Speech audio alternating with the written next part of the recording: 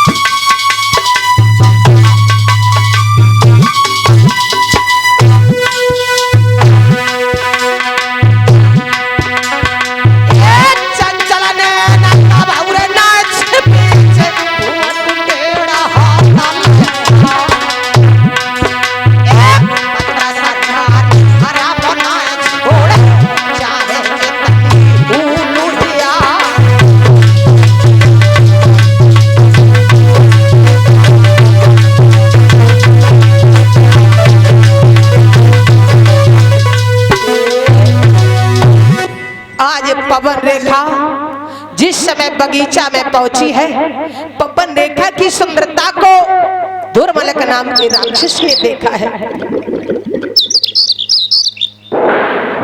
बगीचा में सन्नाटा छाया हुआ है, पशु पक्षी चिल्ला रहे हैं।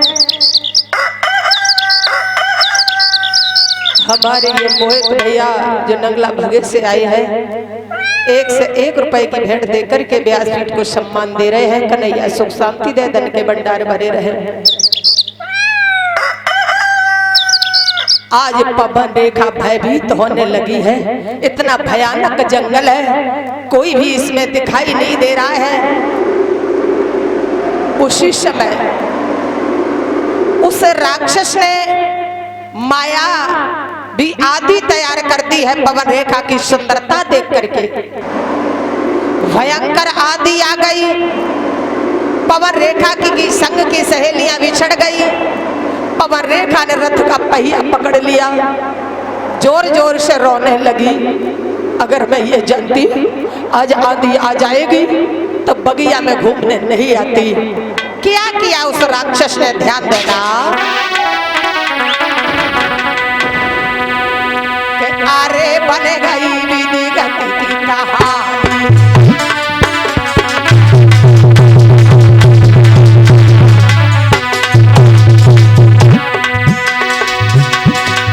ये हमारा बेटा छोटा भैया जो नगला हरजू से आए हैं, 1 से 1 रुपए की भेंट दे करके व्यासपीठ को सम्मान दे रहे। अरे बन गई विधि गति की कहानी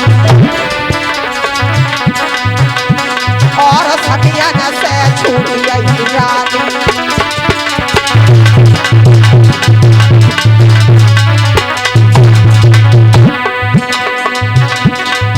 अरे बड़ी बगिया में अजब कहानी और सखिया न से छूट गई रानी।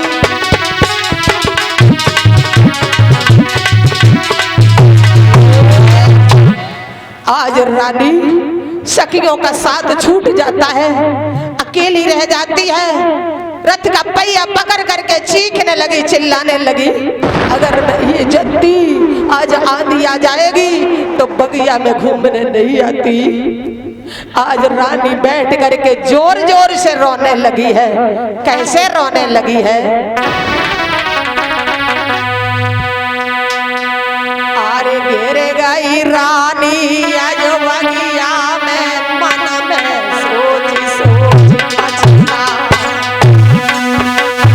कहाँ करूँ कहाँ को जाऊँ, मन में गावे जाए।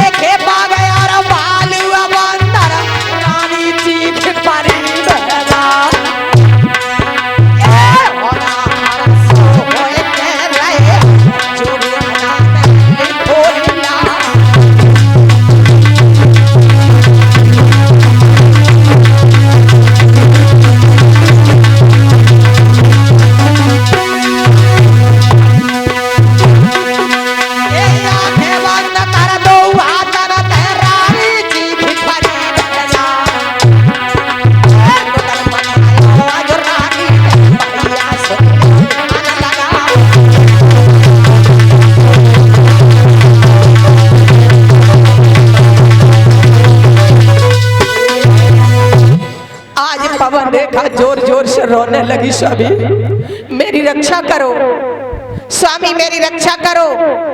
कथा प्रेमी भैया, उसी बीच वो राक्षस हमारे ये भैया 51 रुपए की भेंट व्यासपीठ को सम्मान दे रहे। कन्हैया सुख शांति दे, धन के भंडार भरे रहे। ध्यान देना, आज वो जब जोर जोर से पवन रेखा रोने लगी है, उसी समय वो राक्षस उग्रसेन का वेश धारण करता है। परीक्षित जी महाराज उग्रसेन का वेश धारण क्यों किया? जानता था अगर असली वेश में बात करूंगा तो जला करके भस्म कर देगी, पतिव्रता है। पवन रेखा के सामने आज उस नीच ने उग्रसेन का वेश बनाया है और पास में आ गया। आओ रेखे, पवन रेखा। पवन रेखा ने देखा तो कहने लगी, स्वामी क्या आप तक मेरी आवाज पहुंच गई थी? ना ना ना ना ना, आवाज नहीं पहुंची थी। आदि को देखा तो मैं समझ गया कि मेरी रेखा परेशान हो जाएगी, इसलिए मैं चला आया हूं। पवन रेखा, अये पवन रेखा, ऐसे सुंदर समय में मेरा दिल करता है कि हम तुम्हारे साथ संग करूं। क्या करता है? ध्यान देना। धोखे से पानी चले यो सती सा हो।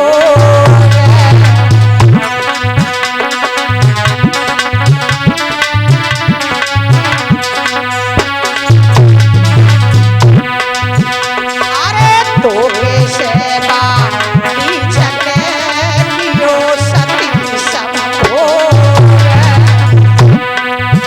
और प्रकट हो गया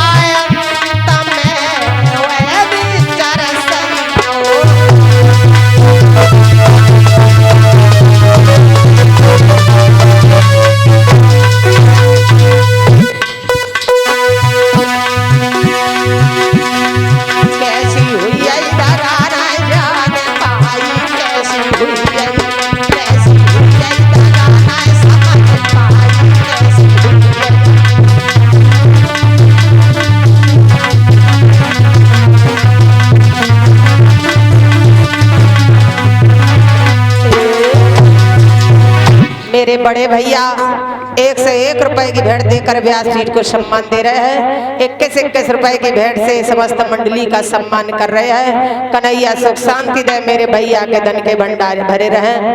धोखे से बा नीच ने कियो सती संभोग, प्रकट हो गया अंत में हुए नश्वर संयोग।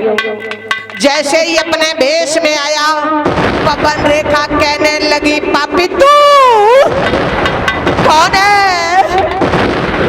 इसी बीच तुझे भस्म कर दूंगी। राक्षस कहने लगा, चीखो नहीं रेखा, तुम्हारे सतीत्व को मैंने पहले ही नष्ट कर दिया है, अब तुम हमारा कुछ नहीं कर पाओगी। अरे पापी, तूने अच्छा नहीं किया, मेरा धर्म नष्ट कर दिया है। घबराओ नहीं रेखा, तुम्हारी सूनी गोदी देख करके मुझे दया आ रही थी। जाओ रेखा, ये वचन देता हूँ, हमारे बिंदु से तुम्हारे गर्भ से एक बालक पैदा होगा। और कैसा पैदा होगा पवन रेखा? मेरे समान योद्धा होगा, उसे कोई जीत ना पाएगा। और राजा क्या, सारी रैयत उसे कोई हरा नहीं पाएगा।